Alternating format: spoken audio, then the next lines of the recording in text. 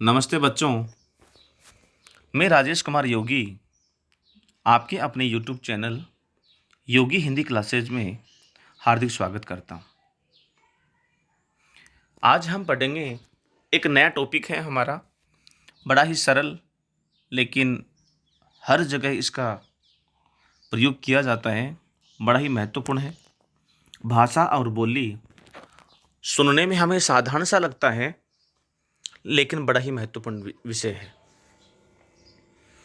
यह भाषा और बोली जो हमारा टॉपिक है वो किसी स्कूली शिक्षा या फिर कॉलेजी शिक्षा या किसी प्रतियोगी परीक्षा के लिए ही नहीं है, बल्कि जो व्यक्ति हिंदी को पढ़ता है, भाषा को समझता है, बोली को समझता है, बोली को जानने का प्रयास करना चाहता है, उन सभी के लिए भाषा और बोली महत्वपूर्ण है।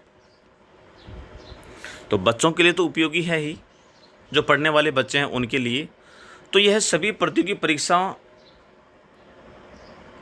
के लिए भी उपयोगी है, तो स्कूली शिक्षा के लिए भी उपयोगी है। तो बात करते हैं हम भाषा और बोली के बारे में। किसे तो हम भाषा कहते हैं और किसे हम बोली कहते हैं, देखते हैं। यानी जो बोली और भाषा है, दोनों वास्तव में देखा जाए तो दोनों एक जैसे लगते हैं, लेकिन आकार की दृष्टि से इनमें कुछ अंतर होता है। देखो, तो बोली की परिभाषा हम देखते हैं, यानी एक सीमित क्षेत्र में बोले जाने वाले भाषा के स्थानीय रूप को बोली कहा जाता है। यही सबसे बड़ी बात है कि बोली किसे कहा जाता है, कि बोली एक स्थान विशेष के अंदर बोली जाती है। यानी एक क्षेत्र विशेष होता है, एक छोटा क्षेत्र, उस छोटे क्षेत्र में जो बोली जाती है उसे क्या कहा जाता है, उसे बोली कहा जाता है। ध्यान देना, इस बोली का ही दूसरा नाम है, वह है उपभाषा। तो बोली का दूसरा नाम क्या कहलाता है, उपभाषा। ठीक है, आगे देखो, राजस्थानी में एक कहावत है बोली के बारे में कि कोस कोस पर पानी बदले और 5 कोस पर बानी। कोस कोस पर पानी बदले और 5 कोस पर बानी। अर्थात कहने का तात्पर्य यह है कि हर एक कोस पर, इस कोस का अर्थ यहाँ पर क्या है, दूरी। इस कोस का यहाँ पर अर्थ क्या है, यहाँ पर इसका अर्थ है दूरी। ये जो कोस है ये किसके लिए आया है, ये दूरी के लिए आया है। तो ध्यान देना, तो कोस कोस पर पानी बदले और 5 कोस पर बानी। ठीक है, तो एक कोस का अर्थ होता है 3 किलोमीटर। यानी एक कोस में कितने किलोमीटर होते हैं, 3 किलोमीटर होते हैं। तो यानी 3 किलोमीटर के बाद में क्या होता है, पानी बदले। पानी का जो टेस्ट है, जो स्वाद है, वह भी बदल जाता है और पानी की जो गहराई है वह भी बदल जाती है। यानी भूगर्भ के अंदर जो पानी की जो क्षमता है वो कम ज़्यादा हो जाती है। कहीं पर पानी बहुत ऊपरी सतह पर मिल जाता है और कहीं पर ज़मीन के बहुत ज़्यादा गहराई में पानी मिलता है, और उसका स्वाद है वह भी दूरी के अनुसार बदलता रहता है। ठीक है, तो कोस कोस पर पानी बदले, यानी हर कोस पर क्या बदल जाता है, पानी बदल जाता है। और 5 कोस पर वाणी, और हर एक 5 कोस पर बानी यानी वाणी हमारी बदल जाती है। यानी 5 कोस यानी 15 किलोमीटर, तो लगभग यानी 15 किलोमीटर के बाद में, 15 भी हो सकता है, ज़्यादा भी हो सकता है, 16, 17, 18, लेकिन कहा गया है कि 5 कोस यानी 15 किलोमीटर के बाद में क्या बदल जाता है, पानी का जो स्तर है वह भी, वाणी है, वो वाणी की शैली है, वो शैली भी क्या हो जाती है, बदल जाती है। कहने का तात्पर्य इनका यह है कि शब्द, चीज़ तो एक ही होती है, लेकिन उसको कहने का जो तरीका है वह बदल जाता है। ठीक है, किसी शब्द को हम क्या कहेंगे, वहाँ पर कुछ और कहेंगे, शब्द अलग अलग हो जाएंगे। तो ये है कोस कोस पर पानी बदले 5 कोस पर बानी। यानी हर एक कोस पर पानी बदल जाता है और हर 5 कोश पर वाणी बदल जाती है। भाषा का सीमित और अविकसित तथा आम बोलचाल वाला जो रूप है वो क्या कहलाता है? बोली कहलाता। ध्यान देना। तो बोली किसे कहते हैं? पहला इसका भाग हो गया कि भाषा का सीमित रूप हो गया, यानी भाषा का सीमित रूप, यानी जहाँ पर इस भाषा का जो सीमित रूप होगा वह वो क्या होगा? बोली होगी। अविकसित रूप यानी भाषा का अविकसित रूप, भाषा का सीमित रूप, और आम बोलचाल का जो रूप है वो क्या कहलाता है? बोली कहलाता है। ठीक है। आगे सबसे महत्वपूर्ण बात, इसमें साहित्य रचना नहीं होती।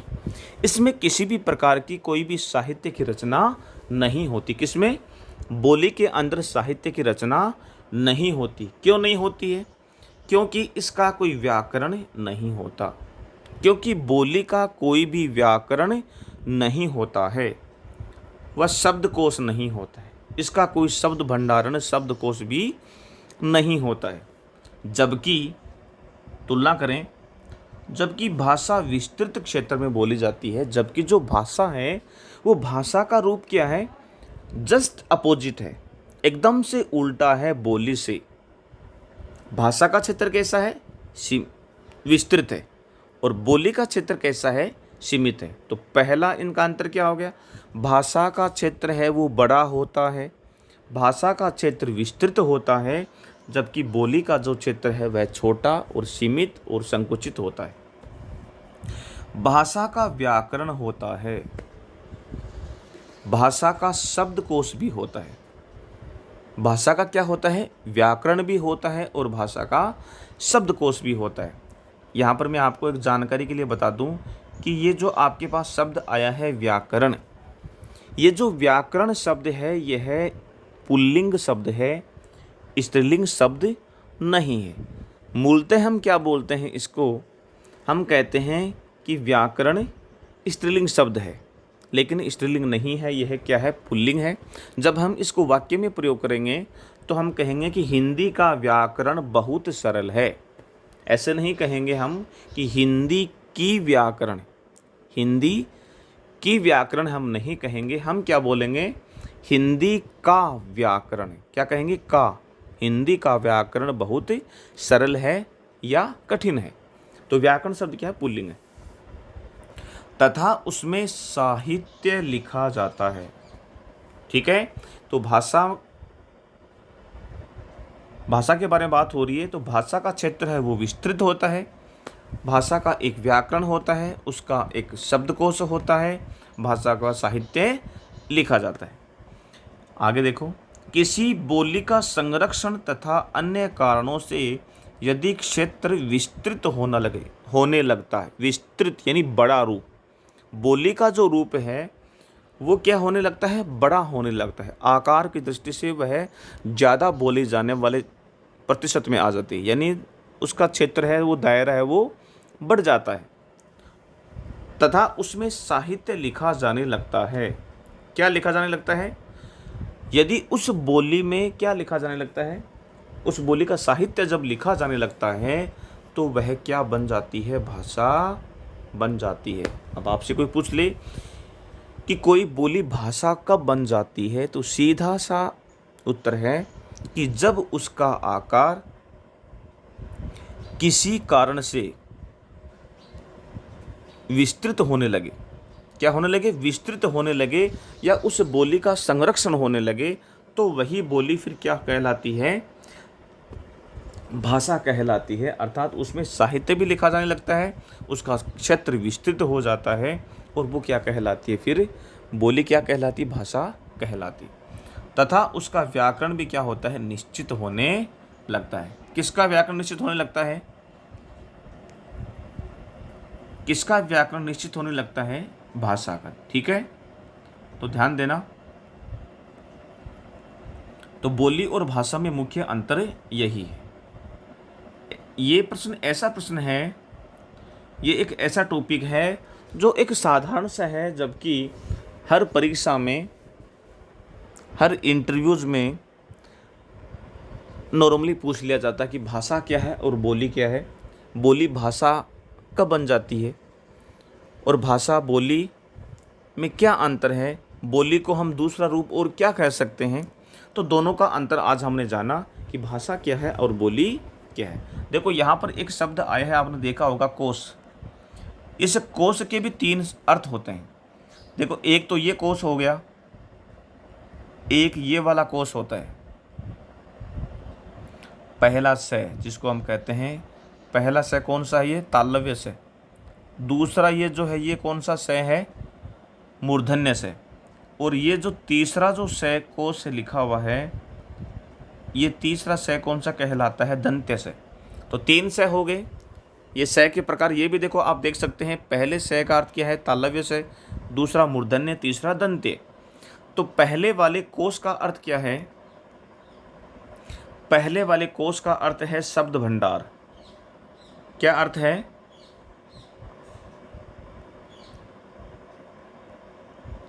शब्द भंडार। हम कहते हैं कि हिंदी का शब्दकोश लेकर आओ, अंग्रेजी का शब्दकोश, ठीक है, किसी भी भाषा का शब्दकोश। तो ये क्या है, शब्दकोश क्या है, ये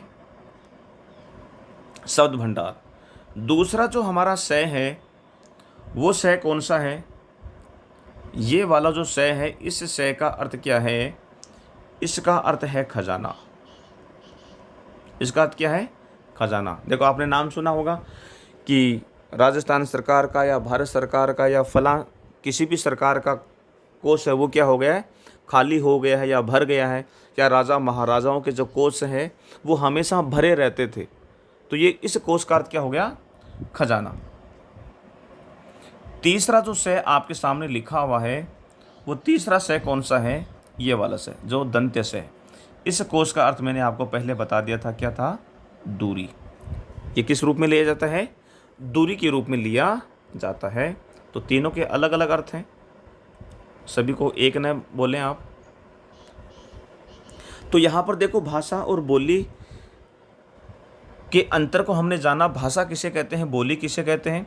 तो आप हम सीधा सा कह सकते हैं कि बोली है वह उपभाषा होती है, बोली को ही हम उपभाषा कह सकते हैं।